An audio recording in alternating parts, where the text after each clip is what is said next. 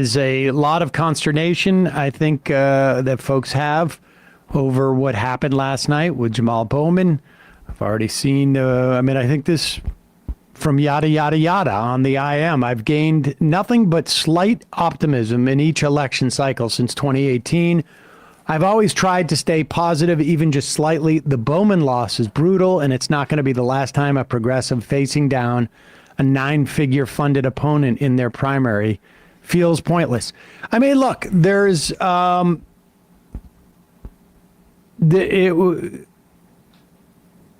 this reasons for optimism, the sort of journey to create a more progressive Democratic Party, basically just to create a better vehicle out of the, for better or for worse, really only vehicle available, at least on a federal level, to getting more progressive policies. And this project to make it more progressive was never going to be a straight trajectory upwards. Nothing is. There's a lot of reasons why Jamal Bowman lost. One of the more obvious ones is comes in an envelope of 14 million, 15 million reasons. But there are other things too, and we'll talk to Ryan Grimm about those a little bit more, and really more the implications of this. Jamal Bowman won in 2018 in a different district than he lost in last night. He won in 2022. He won in 2020 in a different district than he lost in last night. And he won in 2022 in a different district than he lost in last night, and from the one he won in 2020. There's been that many changes. Now, the changes haven't been dramatic, but in 2022, he underperformed, if you look at the numbers in retrospect. And part of that was a function of, frankly, the median income in Westchester County is something like $520,000. It's extraordinary. Significantly different in, say, the North Bronx and Mount Vernon. 100%. At the end of the day, that may describe it more, that may be as important as anything else. There's also been criticism of Bowman for not being in touch with that part of the district. Again, after 2020, his district moved a little bit north, more into the sort of like more wealthy suburbs. And so there's a lot of reasons for this. I don't know if a better candidate in terms of, one who was more attuned to providing local service, et cetera, could have withstood the onslaught from Latimer.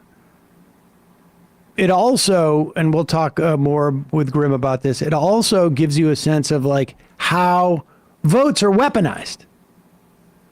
Because Jamal Bowman votes against the infrastructure bill, but really he's voting against the infrastructure bill because it was split up. And he was really, in many respects, hewing to the original deal and vision that the Biden administration had, that they essentially caved on. So in reality, Bowman was very faithful to the greatest ambitions that the Biden administration had. Maybe more faithful than the Biden administration was. But if you look at the ads, and it was almost impossible not to, even though I'm not in his district. No, me neither. You look at the ads, people in New Jersey said this to me. You look at the ads that Latimer posted with those millions of dollars that he got from AIPAC and AIPAC affiliated PACs. And they were all about Bowman voting against Biden's bills. Now, there's also an argument that Bowman should have spent more time talking about Latimer vowing to stop Joe Biden's tax plans. They weighed in more on the money coming from AIPAC. You know, people are going to second guess this.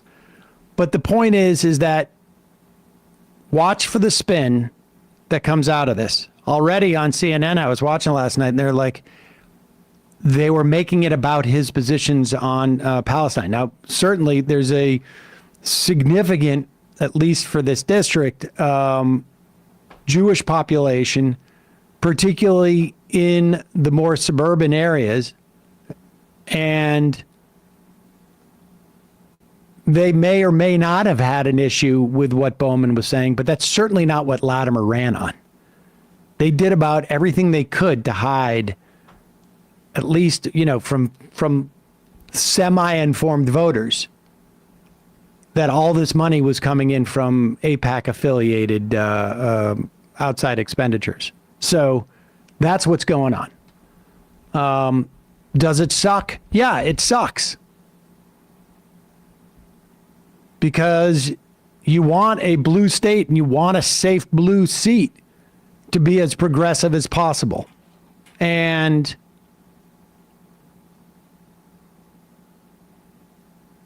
you know, let's put it this way. I mean, for people who've always been skeptical of or have decided at one point that it was in their best interest to be skeptical of the squad because they were not sufficiently whatever it is that they wanted them to be.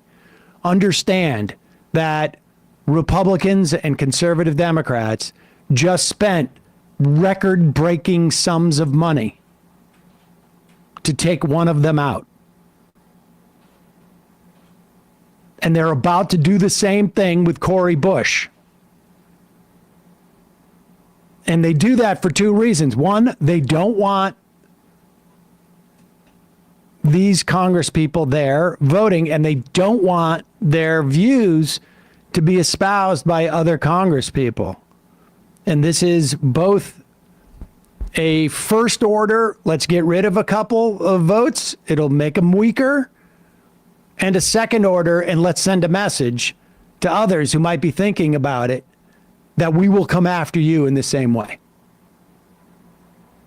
You know, the money, money expenditures don't just work in like, I'm going to buy, you know, George Latimer's votes. They didn't have to. George Latimer's just going to follow the money. The money doesn't have to follow him. But it also functions to scare people that it'll be spent against them. Yeah. Be interesting to see how infrequently the connection is drawn between the Democrats' difficulty turning out, say, the black vote, and the fact that right before our eyes, the white suburbs put a guy, basically Westchester dictates to Mount Vernon now. And, you know, good luck having Latimer turn out the vote come fall. And I don't know. I mean, it's a classic, like, city. I mean, Bowman, you know, didn't necessarily get the vote out either in the way that one would have wanted. I mean, so I don't know. We need to see more numbers, I think, and we'll probably get a better analysis down the road to just sort of compare how mobilized, you know, folks in Mount Vernon, folks in the northern Bronx were. But certainly, like, you looked at those early voting numbers that we had talked about yesterday, and they looked bad. There were more voters that came from Scarsdale, which is like it's a fraction of the size of, I don't know, 20% of the size of Mount Vernon. There was more votes that came from Scarsdale prior to the Mount Vernon in terms of early voting. So now, again, what party do they want, though? You give me $20 million, And I have a big margin of error to drive those people out. I mean, honestly, we're talking 5,000-6,000 votes. I mean, this is the same as when Schumer said, for every a vote we lose in the city, we'll gain, votes in the suburbs. I mean, arguably, but this is a race between two Democrats. Right, but I mean, does Hillary and all the people that stuck their oar in, they're constructing a more suburban party? I mean, arguably, again, because these are already Democrats. They're already part of the party. Yeah. They are constructing really a more conservative elected class. Yeah. They're not necessarily changing the, and then ultimately that changes, who is attracted to it in terms of voting. Yeah. But this is a problem that we've had for years. I mean, and this is a step back. So here is Jamal Bowman speaking at his primary watch party. I don't know what time this was, probably about 9:30-ish or 10. I guess 10:40. Here it is. We should not be well adjusted to a sick society. We should be outraged. We should be outraged when a super PAC of dark money can spend $20 million to brainwash people into believing something that isn't true. We should be outraged about that. We should be outraged when, unfortunately, some so-called Democrats are aligning themselves with radical, racist, right-wing Republicans. We should be outraged about that.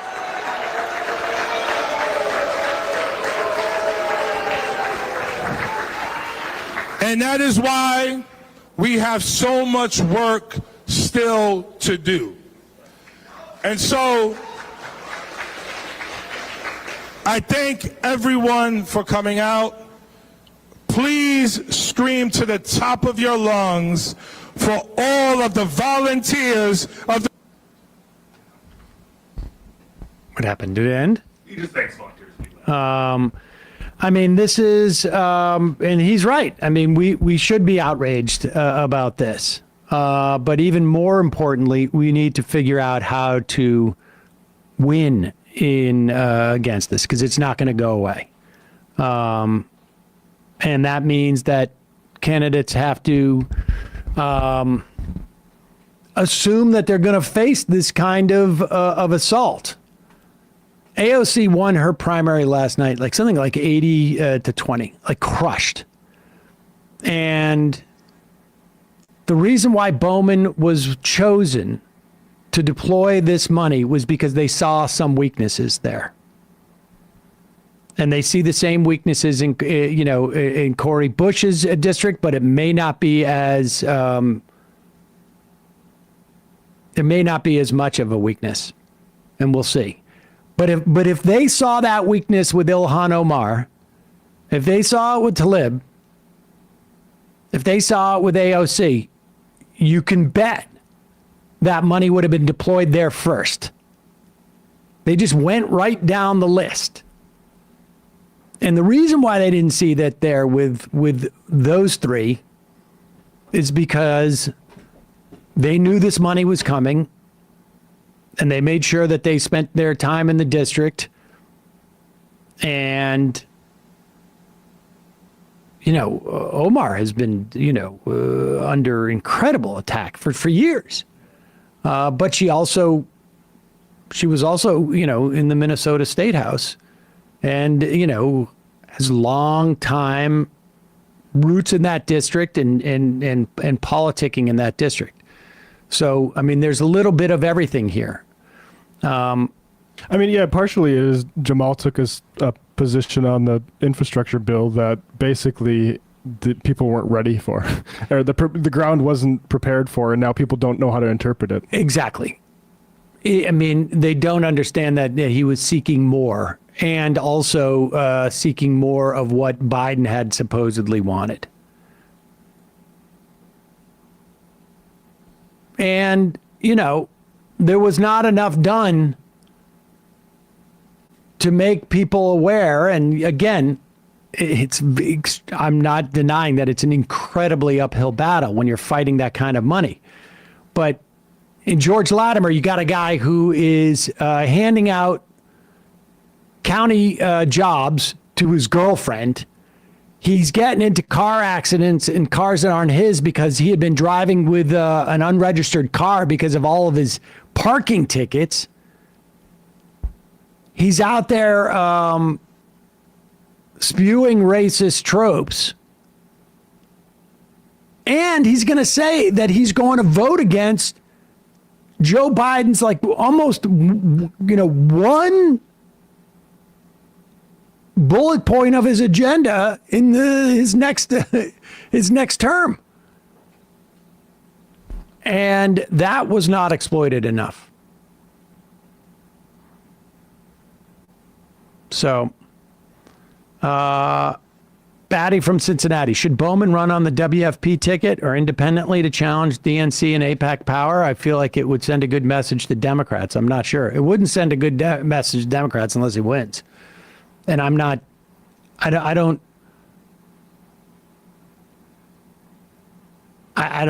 He's not going to do that. I don't know how that he would win. And again, it's also like,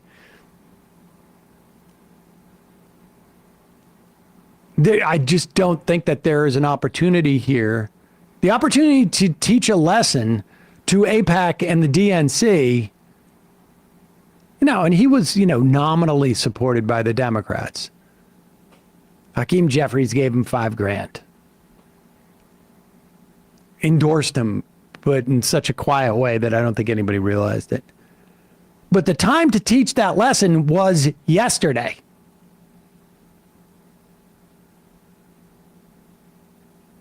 Running into a sword is not teaching anybody a lesson, except for the fact that your body is permeable by metal. Here is George Latimer, and again, this is like what comes next in a loss like this. Is the spin on why it happened so that it serves those interests the most. And so instead of Latimer saying like, hey, we don't want the people making $500,000 a year on average in my district, they don't want their taxes to go back up. In fact, what they want is their Trump tax cuts plus a return to the deductions for state tax. And instead of saying that, because that wouldn't be as attractive of a thing to say, he talks about extremists. Not the only one. There are good men and women in Washington who feel the same way we do. And we have to find each other and link with each other. We have to look at arguments of the far right and the far left and say, you cannot destroy this country with your rhetoric and your arguments.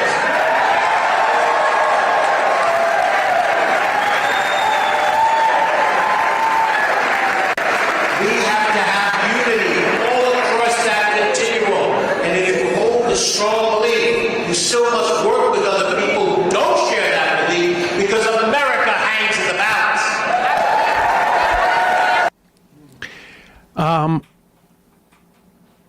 There's no sentient person who follows politics who thinks that that there's any type of, first of all, any type of moderate Republicans. And Latimer is going to find kindred spirits over there who want to keep taxes low on rich people, but that's about it.